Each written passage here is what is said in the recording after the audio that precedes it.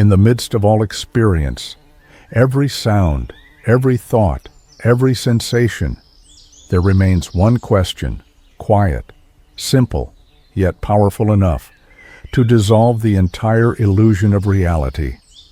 Who am I?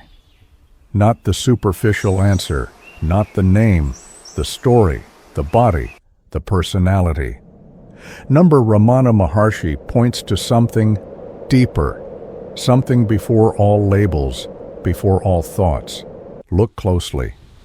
Are you the thoughts that appear and disappear? If thoughts come and go, how can you be them? Are you the sensations in the body? If the body changes, ages, shifts, can you truly be something that is temporary? Are you the emotions, fleeting, rising and falling, like waves upon the ocean? Or are you the one who notices all of this, the one who watches the thoughts, the one who feels the body, the one who perceives emotions but remains untouched? This question, who am I, is not meant for the mind to answer. It is not a puzzle to be solved. It is a doorway, a portal that leads the attention back to the source, back to the silent presence that has always been here. When the mind tries to answer, observe the mind itself. Watch how it creates concepts, images, labels, stories, but none of them hold, none of them are ultimately true. The question turns the attention inward again and again until what remains is pure being, silent, still, untouched by the world. This is not philosophy, it is not religion, it is a direct invitation to look now into the very heart of what you are.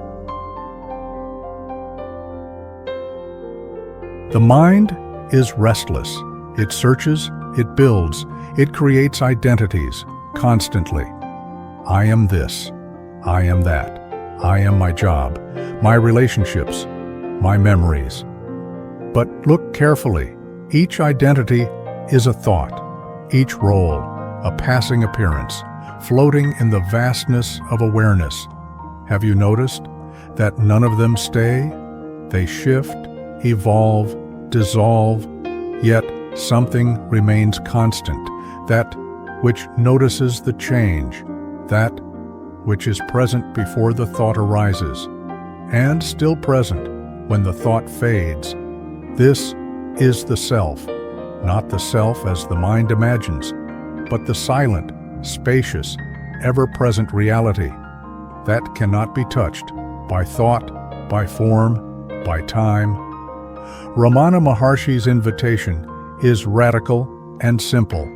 Stop chasing the contents of the mind. Stop believing every thought, every story, every fear, every hope.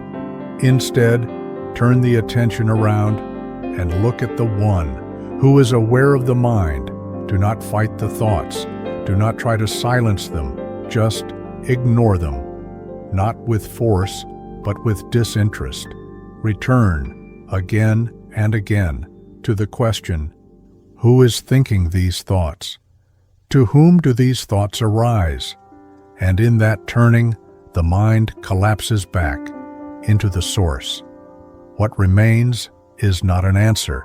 It is not a concept. It is silence, vast, radiant, alive, the recognition of what you have always been. No effort, no struggle, no becoming, just being.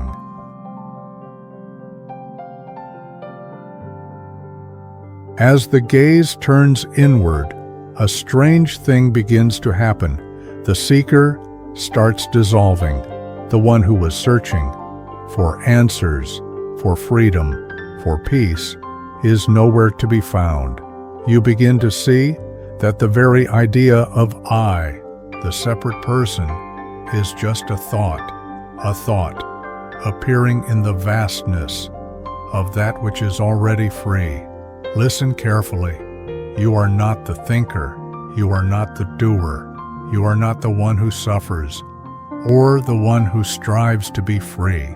All of these are appearances on the screen of awareness, and yet there is something undeniably here, undeniably present, silent, unmoving, untouched. It does not come and go. It has no beginning, no end, no name. It was here before the body was born, and it will remain after the body dissolves.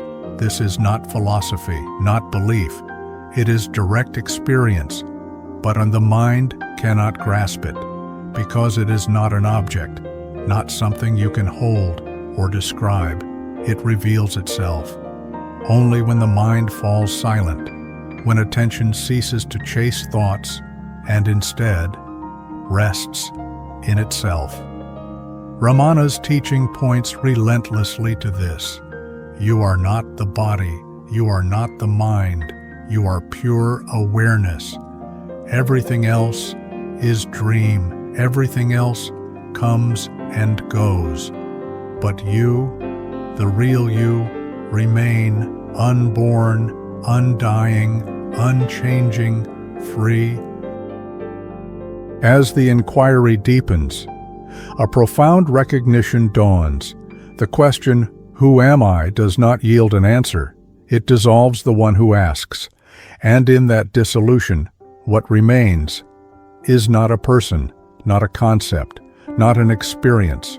What remains is simply being, limitless, silent, ever-present. Look now, without effort, without strain.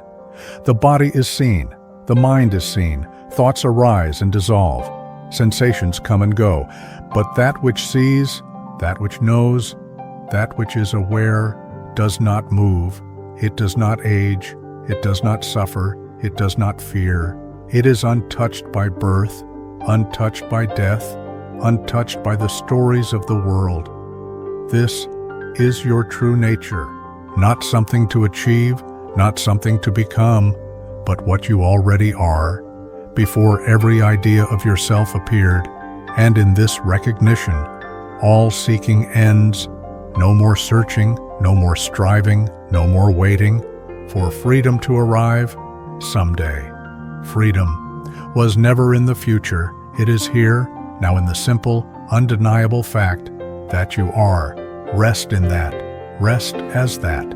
There is no higher practice, no greater truth, no deeper realization. Just this. Just being, just awareness, silent, boundless,